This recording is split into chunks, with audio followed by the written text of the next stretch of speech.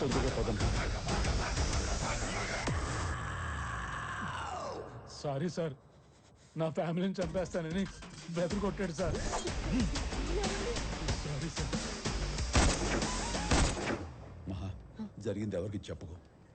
నువ్వు కొంచెం రిలాక్స్డ్గా ఉండు. ఎక్కడ? ఇదిగో మన వాళ్ళు ఇక్కడే ఉన్నారు.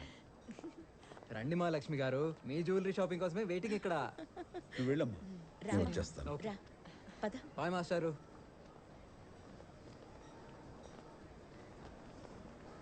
ఏమైంది? టెన్షన్గా కనిపిస్తున్నారు.